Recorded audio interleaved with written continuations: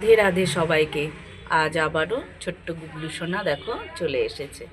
আর আসাতেই দুজনকে সুন্দরভাবে বসিয়ে স্নান করিয়ে সুন্দর জামা পরিয়ে সাজিয়ে গুজিয়ে রেখেছি। আর তোমাদেরকে নিয়ে এসেছি ঠাকুর ঘরে তাদেরকে দর্শন করাতে। আজ তো মহা দ্বাদশী, তাই রইল সবাইকে মহা দ্বাদশীর অনেক অনেক শুভেচ্ছা।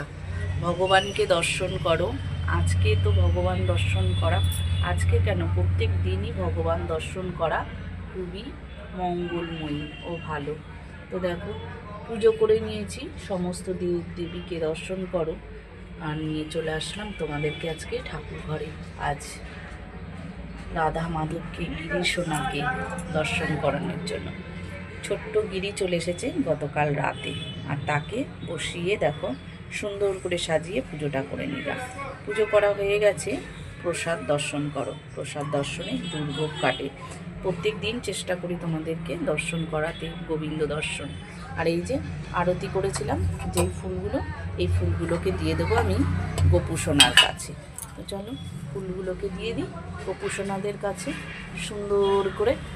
এই যে দুই ছোট্ট গোপুসোনা কি সুন্দর বসে আছে ফুলের মধ্যে। পুজো করা হয়ে গেছে, এবার প্রসাদটাকে নামিয়ে নেব। দুপুরবেলায় আসতে খা, ওরা খেতে ভালো হয়েছে। বাবা তনু আজকে তাহলে ভালো হয়েছে তোর রান্নাটা। হ্যাঁ, ও নুন দিয়েও খাওয়া যায়। রান্না হয়ে গেছে, আজকে হয়েছে চিকেন আর লোটে মাছ ঝুড়ি, তাই তো? এটাই ওরা খাচ্ছে। তো রান্নাটা ওই করেছে। আর আজকে তো জানো দ্বাদশী নিরামিষ, তার জন্য আমার জন্য বসিয়েছি আলাদাভাবে। তো খাওয়া ওদের শেষ পর্যায়ে, খেয়ে নিচে চলে যা। বাবা এখনও খায়নি, বাজে অনেক। আর কেমন মেঘলা মেঘলা লাগছে না আজকে? অবশ্য শীতকালটা এরকমই হয়, একটু বেলা হলেই যেন মনে হচ্ছে মেঘলা মেঘলা মেঘলা। ওরা তো এদিকে খাচ্ছে, আর আমি পুরো গ্যাস ট্যাস পরিষ্কার করে মুছে নিয়ে চালে ডালে নানান রকমের সবজি দিয়ে বসিয়ে দিয়েছি আমার খাবারটা। খিচুড়ি, যেটা আমার খুব ফেভারিট, খুব প্রিয়। তবে হয়ে এসেছে, আর দুটো একটা সিটি পড়লে এটা বন্ধ করে দেবো।